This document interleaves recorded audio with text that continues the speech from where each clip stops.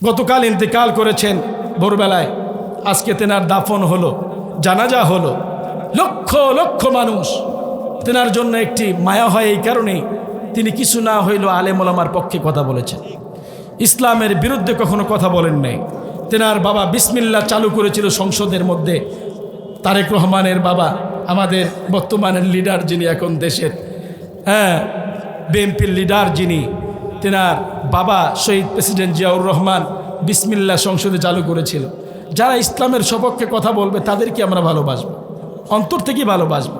চাই আওয়ামী লীগের কোনো নেতা এমপি, আমাদের এলাকায় কোনো মানুষ আছে আওয়ামী লীগ দল করতো, কিন্তু মানুষটা খুব ভালো, এমন মানুষ ছিল না? ছিল দুই একটা, কিন্তু হাতে গোনা দেখা যায় যে নেত্রী যেদিকে কথা বলে সেই দিকেই তারা মাথা নাড়ে।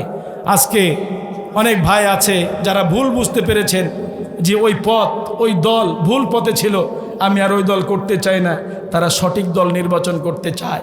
আগামীর বাংলাদেশ যারা ইসলাম দিয়ে সাজাইতে চায়, কোরআন দিয়ে সাজাইতে চায়, মানুষের হক প্রতিষ্ঠা করতে চায়, জনগণের ন্যায্য দাবি আদায়ের লক্ষ্যে যারা কাজ করবে তাদেরকেই আমরা নির্বাচিত করে আমার এলাকার দায়িত্ব, তাদেরকে দায়িত্বের চেয়ারে বসে দেবো। কথা বলেন ঠিক কিনা?